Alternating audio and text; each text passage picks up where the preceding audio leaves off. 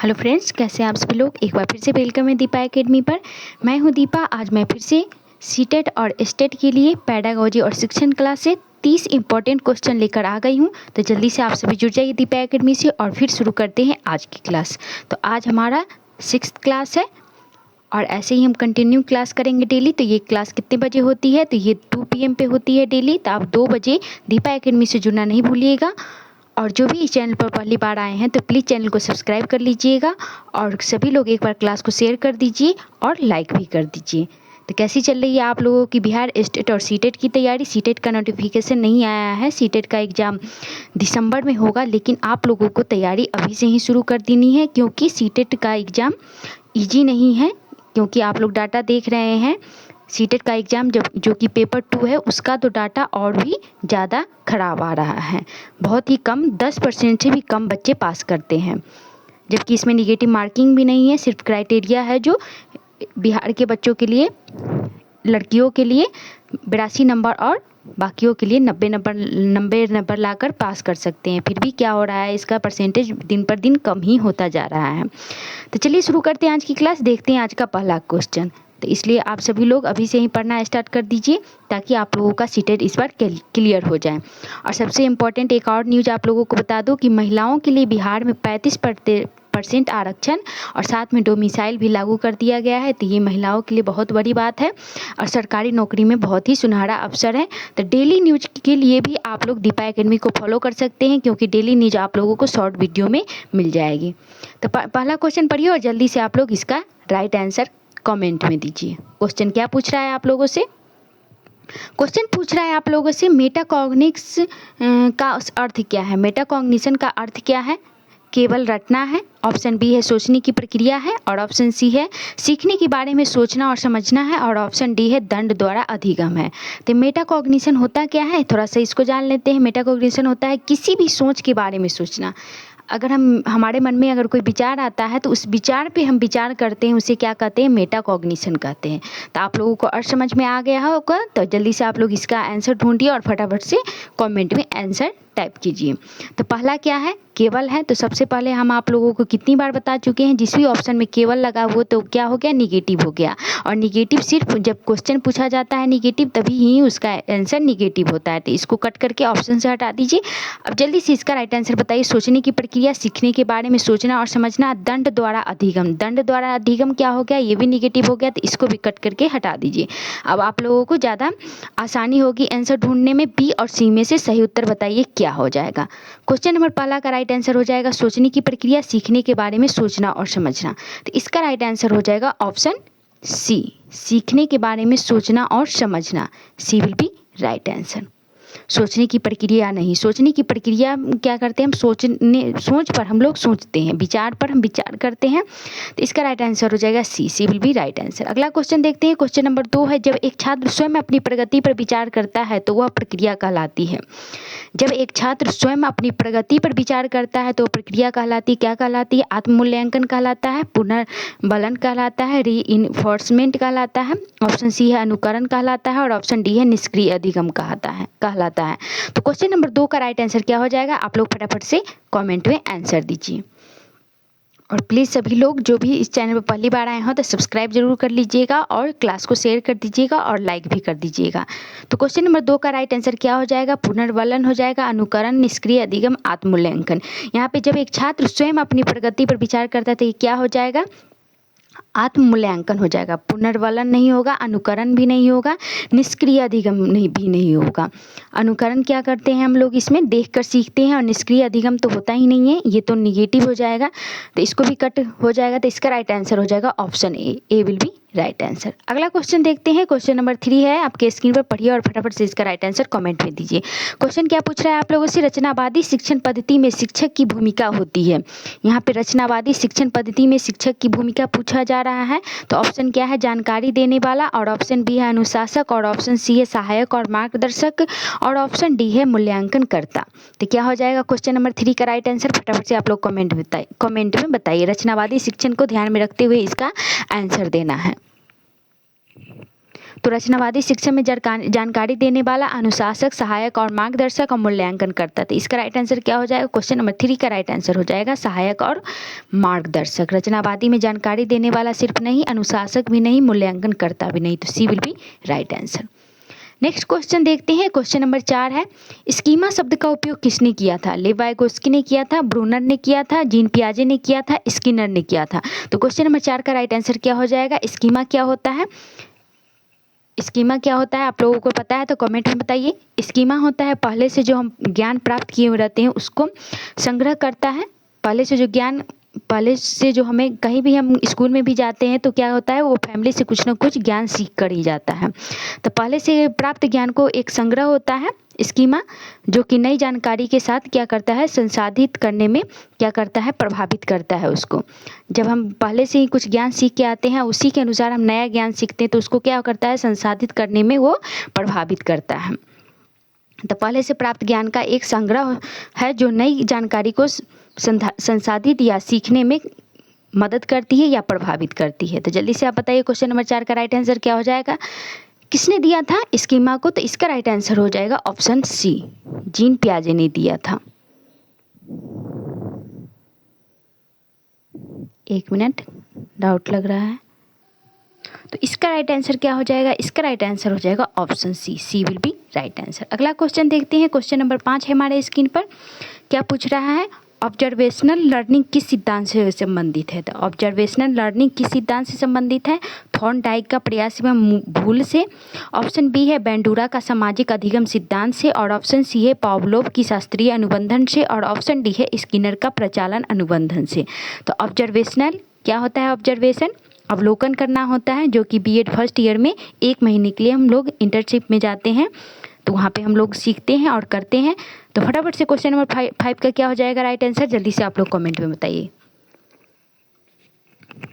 Observational में क्या होता है, हम सीखते हैं, देखते हैं किसी चीज़ को और फिर हम उसका निष्कर्ष निकालते हैं, जो कैसे सीखा गया है, कैसे वो क्रिया करता है, क्या करता है, नहीं करता है, फिर हम उसका मूल्यांकन करते हैं, सीखते हैं उससे या फिर उसका हम निष्कर्ष निकालते हैं। तो ऑब्जर्वेशनल लर्निंग किस सिद्धांत से संबंधित है? थॉर्नडाइक का प्रयास एवं भूल से, बेंडूरा का सामाजिक अधिगम सिद्धांत से, पावलोव की शास्त्रीय अनुबंधन से, स्किनर का प्रचालन अनुबंधन से। तो क्या हो जाएगा इसका राइट आंसर? इसका राइट आंसर हो जाएगा ऑप्शन बी, बेंडूरा का सामाजिक अधिगम सिद्धांत से।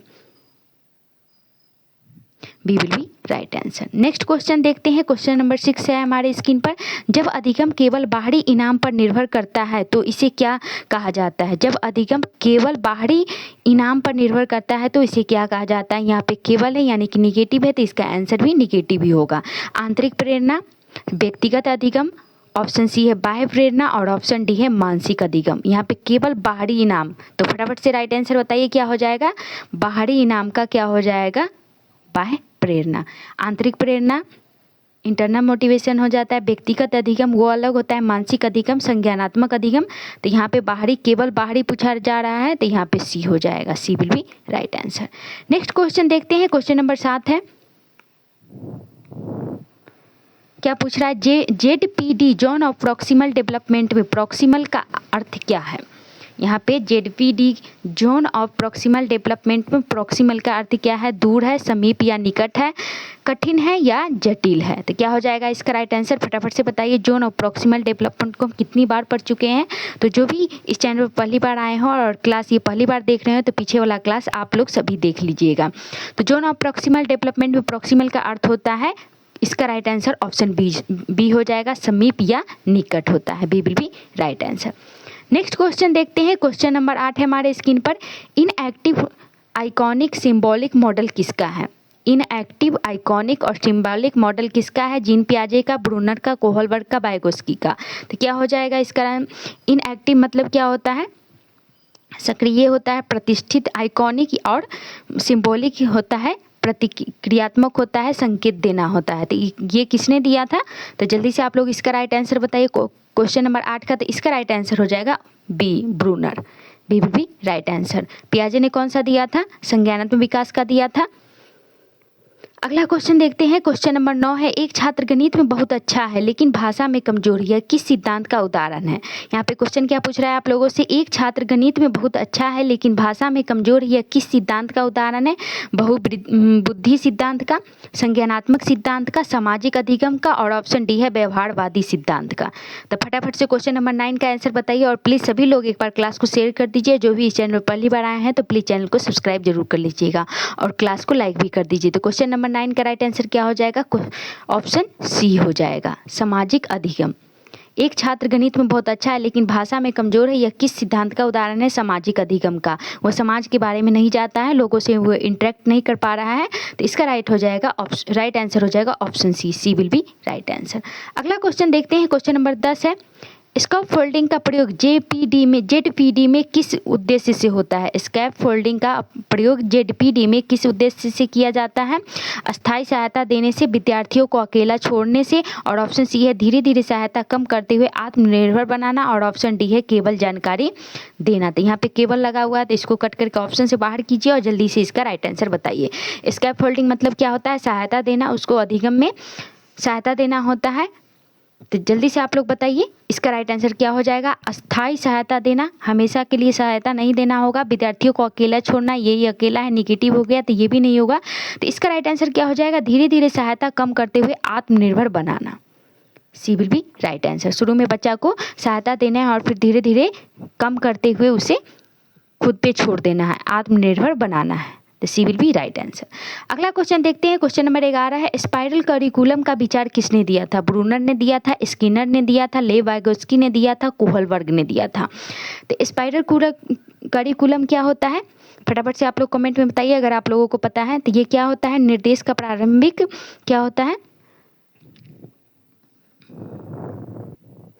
स्पाइरल करिकुलम में क्या होता है, किसी भी निर्देश के प्रारंभिक ध्यान का किसी भी विषय के क्या होता है, मूल तथ्य पर होता है। यहाँ पे उसके अगल बगल में नहीं, उसके मूल तथ्यों पर ध्यान दिया जाता है। जो मूल तथ्य क्या है इसका,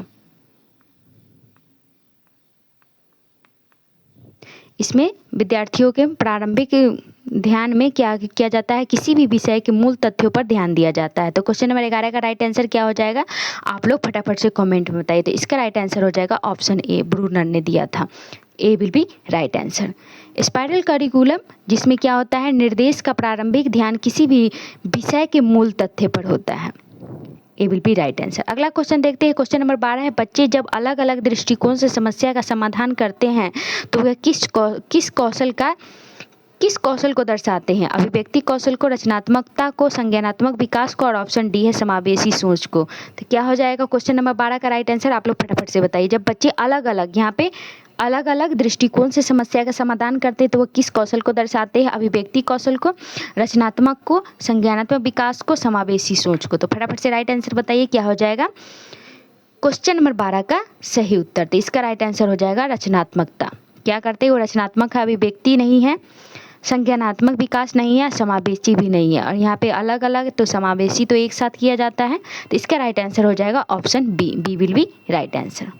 अगला क्वेश्चन देखते हैं। क्वेश्चन नंबर 13 है, क्लासरूम ट्रांजैक्शन से आप क्या समझते हैं। आर्थिक लेन देन, बच्चों की उपस्थिति, और ऑप्शन सी है शिक्षक और छात्रों के बीच ज्ञान, अनुभव और संवाद का आदान प्रदान, और ऑप्शन डी है मूल्यांकन। तो क्लासरूम ट्रांजैक्शन से आप क्या समझते हैं, फटाफट से इसका राइट आंसर कमेंट में बताइए।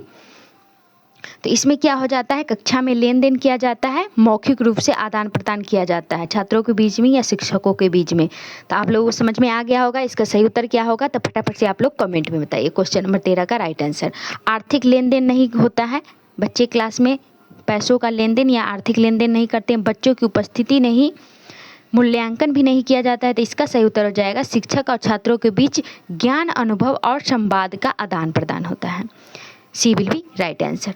अगला क्वेश्चन देखते हैं। क्वेश्चन नंबर 14 है, लेटेंट लर्निंग का अर्थ है तत्काल अधिगम, सीखने के बाद तुरंत प्रतिक्रिया, और ऑप्शन सी है छिपा हुआ अधिगम जो बाद में प्रकट होता है, और ऑप्शन डी है भूल जाना।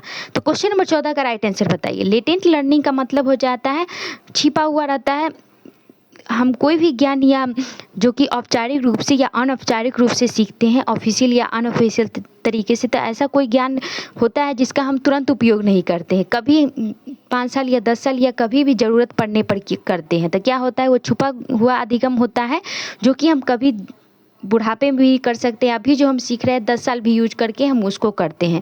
तो क्या हो जाएगा, तत्काल अधिगम नहीं होगा, सीखने के बाद तुरंत प्रतिक्रिया नहीं होगी, भूल जाना भी नहीं होगा। तो इसका राइट आंसर क्या हो जाएगा, छिपा हुआ अधिगम जो बाद में प्रकट होता है। अगर हम अभी कुछ सीख लिया और हमें अभी उसका कोई ज़रूरी नहीं है, लेकिन अगर हम सीख लिया अचानक से, हमें 5 साल या 10 साल बाद उसका ज़रूरी पड़ा, तो हमें अचानक से क्या होगा, वो याद होगा, फिर हम उसका क्या करेंगे, उपयोग करेंगे। तो ये क्या, लेटेंट लर्निंग क्या हो जाता है, अव्यक्त शिक्षा होता है। उसे हम तुरंत व्यक्त करके नहीं वह हमारे अंदर रहता है, वो कभी ज़रूरत पड़ने पर बाहर आता है। वो तब तक छिपा रहता है जब तक हम क्या करते हैं, उसका उपयोग नहीं करते हैं। तो C will be right answer. अगला क्वेश्चन देखते हैं, क्वेश्चन नंबर 15 है हमारे स्क्रीन पर। जब छात्र बिना इनाम के भी सीखने के लिए प्रेरित होता है तो यह दर्शाता है बाहरी प्रेरणा, आत्म प्रेरणा, ऑप्शन सी है सामाजिक डर और ऑप्शन डी है शिक्षक का डर। तो जब छात्र बिना इनाम के भी सीखने के लिए प्रेरित करता है तो यह दर्शाता है बाहरी प्रेरणा नहीं होगा, बाहरी प्रेरणा तो पुरस्कार ही होता है। सामाजिक डर भी नहीं, शिक्षक का डर भी नहीं। इसका राइट आंसर क्या हो जाएगा, आत्म प्रेरणा हो जाएगा। उसको आंतरिक मोटिवेशन आ रहा है वो चीज़ सीखने के लिए। V will be right answer. अगला क्वेश्चन देखते हैं, क्वेश्चन नंबर 16 है हमारे स्क्रीन पर। कंस्ट्रक्टिविज्म में क्लास में सबसे कम देखा जाने वाला व्यवहार कौन सा है। या रचनात्मकतावाद क्लासरूम में सबसे कम देखा जाने वाला व्यवहार कौन सा है, सबसे कम। तो प्रश्न पूछना, समूह कार्य, रटना और चुप रहना, और ऑप्शन डी है प्रोजेक्ट आधारित अधिगम।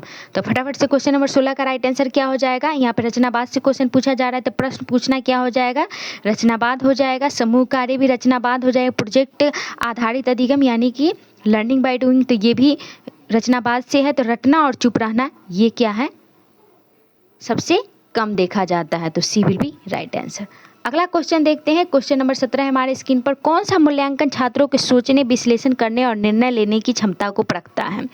मौखिक मूल्यांकन, विश्लेषणात्मक मूल्यांकन, और ऑप्शन सी है सतही मूल्यांकन, और ऑप्शन डी है औपचारिक मूल्यांकन। तो क्वेश्चन नंबर 17 का राइट आंसर फटाफट से आप लोग कमेंट में बताइए। और प्लीज़ जो भी इस चैनल पर पहली बार आए हैं, अगर कंटेंट अच्छा लगी तो ज़रूर चैनल को सब्सक्राइब कर लीजिएगा।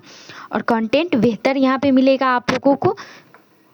आप किसी भी चैनल से, आप किसी भी टीचर से कंटेंट मिला सकते हैं। थोड़ा सा भी आप लोगों को कंटेंट यहाँ पे कमज़ोर नहीं मिलेगा।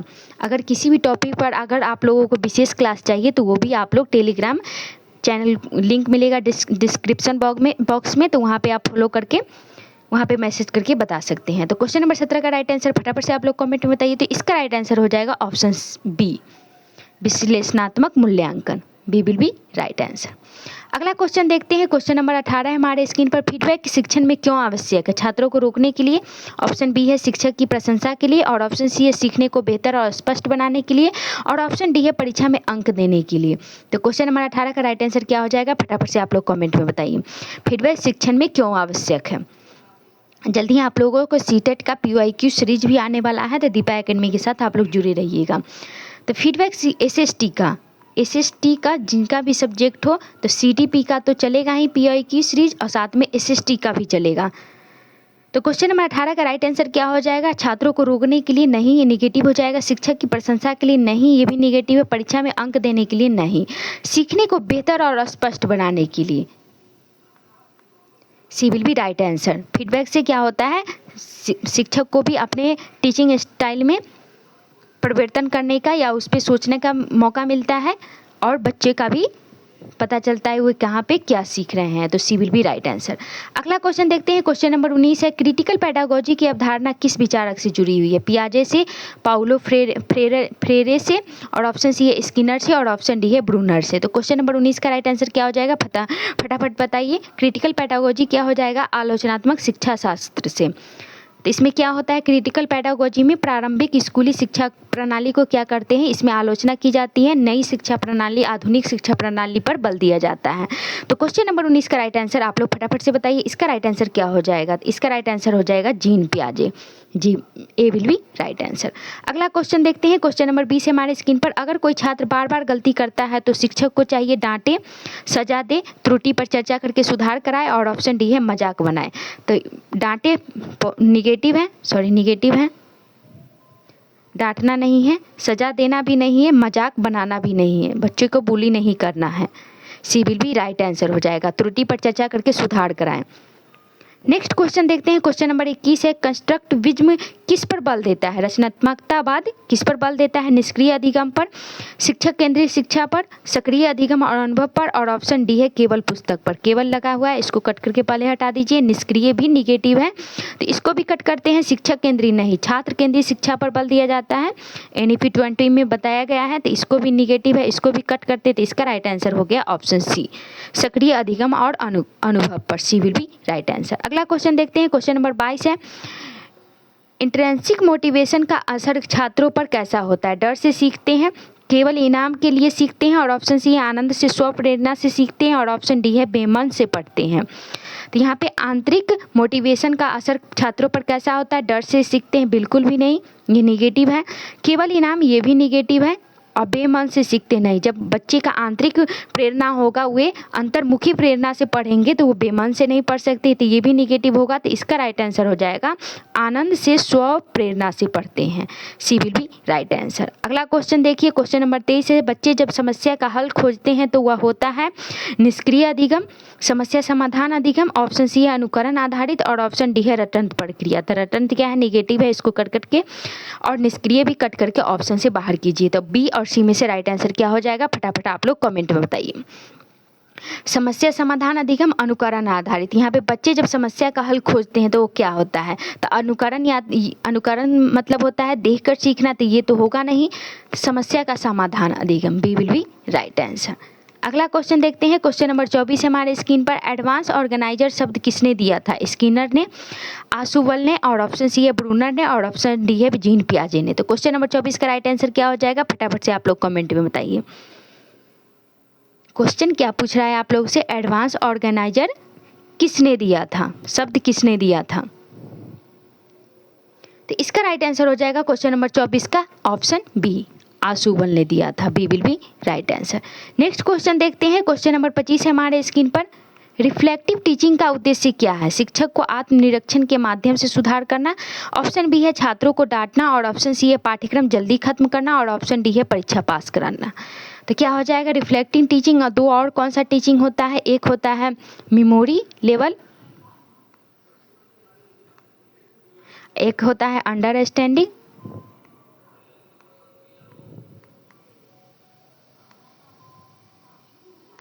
और एक क्या हो जाता है? रिफ्लेक्टिंग।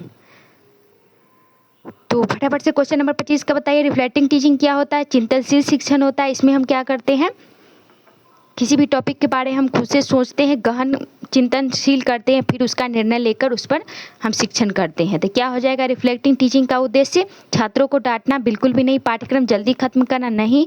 परीक्षा पास करना, नहीं। यहाँ पे राइट आंसर हो जाएगा ऑप्शन ए, शिक्षक को आत्मनिरीक्षण के माध्यम से सुधार करना। ए विल बी राइट आंसर। अगला क्वेश्चन देखते हैं। क्वेश्चन नंबर 26 है, लर्निंग स्टाइल्स की अवधारणा पर आधारित शिक्षण क्या दर्शाता है? सभी छात्रों को एक जैसा पढ़ाना, ऑप्शन बी है छात्रों की रुचि और क्षमता के अनुसार शिक्षण, और ऑप्शन सी है कठोर अनुशासन, और ऑप्शन डी है केवल परीक्षा आधारित शिक्षण। तो केवल लगा हुआ है, इसको कट करके ऑप्शन से हटाते हैं। कठोर क्या है? निगेटिव हो गया, तो इसको भी कट करते हैं। ऑप्शन ए और बी में से फटाफट से राइट आंसर बताइए क्या हो जाएगा। लर्निंग स्टाइल्स क्या होता है? आप लोगों को पता है तो जल्दी से बताइए। लर्निंग स्टाइल होता है किसी भी व्यक्ति को नई सामग्री को क्या होता है समझने या सीखने की विधि को संदर्भित करता है। अगर कोई भी व्यक्ति किसी भी नई चीज़ को सीखता है, वो किस प्रकार सीखता है, उसका स्टाइल क्या है, उसकी प्रक्रिया क्या है, उसका तरीका क्या है, तो क्या करता है, उसको दर्शाता है। तो फटाफट से इसका राइट आंसर बताइए क्या हो जाएगा। क्वेश्चन नंबर 26 का राइट आंसर हो जाएगा ऑप्शन बी, छात्रों की रुचि और क्षमता के अनुसार शिक्षण। B will be right answer. अगला क्वेश्चन देखते हैं। क्वेश्चन नंबर 27 है, जब छात्र अपने अनुभव से सीखता है तो यह किस सिद्धांत का उदाहरण है? जब छात्र अपने अनुभव से सीखता है तो यह किस सिद्धांत का उदाहरण है? व्यवहारवादी से, सामाजिक अधिगम से, ऑप्शन सी अनुभवजन्य अधिगम से, और ऑप्शन डी है अनुशासन आधारित। तो क्वेश्चन नंबर 27 का राइट आंसर क्या हो जाएगा? फटाफट से आप लोग कमेंट में आंसर दीजिए, और प्लीज़ सभी लोग चैनल को सब्सक्राइब कर लीजिएगा जो भी इस चैनल पर पहली बार आए हो, और सभी लोग लाइक भी कर दीजिएगा। तो क्वेश्चन नंबर 27 का राइट आंसर हो जाएगा अनुभवजन्य अधिगम। सी विल बी राइट आंसर। अगला क्वेश्चन देखते हैं। क्वेश्चन नंबर 28 हमारे स्क्रीन पर, बच्चों को सृजनात्मक कार्य करने देना किस स्तर की सोच को दर्शाता है। यहाँ पे सृजनात्मक कार्य करने देना किस स्तर की सोच को दर्शाता है, निम्न स्तर की, उच्च क्रम की, सतही सोच को, और ऑप्शन डी है रटी रटाई सोच को। तो रटी रटाई निगेटिव है, इसको कट कीजिए और फटाफट से इसका राइट आंसर कॉमेंट में बताइए। क्वेश्चन नंबर 28 का राइट आंसर क्या हो जाएगा, ऑप्शन बी, उच्च क्रम की शिक्षण, higher order thinking, B will be right answer. अगला क्वेश्चन देखते हैं। क्वेश्चन नंबर 29 है हमारे स्क्रीन पर। ये आज का हमारा सेकंड लास्ट क्वेश्चन है। शिक्षण का सबसे श्रेष्ठ तरीका, यहाँ पे शिक्षण का सबसे श्रेष्ठ तरीका क्या है, कक्षा में व्याख्यान देना, केवल पाठ पढ़ाना, बच्चों को सिखाना कि कैसे सीखे, और ऑप्शन डी है पाठ्यक्रम जल्दी खत्म करना। तो इसमें जो भी निगेटिव लग रहा है उसको कट करके हटाइए और फटाफट से इसका राइट आंसर आप लोग कमेंट में दीजिए। तो क्वेश्चन नंबर 29 का राइट आंसर क्या हो जाएगा, कक्षा में केवल वाला और पाठ्यक्रम को जल्दी खत्म करना, इसे हटाते हैं। बच्चों को सिखाना कि कैसे सीखे, कक्षा में व्याख्यान देना, सिर्फ व्याख्यान देने से शिक्षण सर्वश्रेष्ठ नहीं होगा, तो इसको भी कट करते हैं, बच्चों को सिखाना कि कैसे सीखे। तो ये हो जाएगा सर्वश्रेष्ठ शिक्षण का तरीका, सी विल बी राइट आंसर। अगला क्वेश्चन देखते हैं। क्वेश्चन नंबर 30 है, असेसमेंट एज ए लर्निंग में छात्र क्या करता है। असेसमेंट एंड लर्निंग में क्या होता है, मूल्यांकन सीखना। मूल्यांकन सीखने में छात्र क्या करता है, केवल परीक्षा देता है, शिक्षक पर निर्भर रहता है, ऑप्शन सी है स्वयं अपनी सीखने की प्रक्रिया पर ध्यान देता है, और ऑप्शन डी है मूल्यांकन करता है कि पास होगा या फेल। तो इसका राइट आंसर क्या हो जाएगा, फटाफट से आप लोग कमेंट में बताइए। क्वेश्चन नंबर 30, केवल परीक्षा, कट कीजिए इसको, शिक्षक पर निर्भर रहता है, नहीं, यहाँ पे मूल्यांकन करना सीख रहा है बच्चा, तो मूल्यांकन करता है कि पास होगा फेल, नहीं। तो इसका राइट आंसर हो जाएगा स्वयं अपनी सीखने की प्रक्रिया पर ध्यान देता है, सी विल बी राइट आंसर। तो ये आज का हमारा लास्ट क्वेश्चन था। तो क्लास कैसा लगा फीडबैक जरूर बताइएगा कमेंट में, और टेलीग्राम को भी आप लोग फॉलो कर लीजिएगा। तो क्लास के अंत तक बने रहने के लिए थैंक यू सो मच। और कंटेंट और क्लास अच्छा लगे तो लाइक कीजिए, शेयर कीजिए। जो भी चैनल पर पहली बार आए हैं तो प्लीज़ चैनल को सब्सक्राइब कर लीजिएगा। तो आज के लिए बस इतना ही, मिलते हैं हम नेक्स्ट क्लास में। जय हिंद, जय भारत।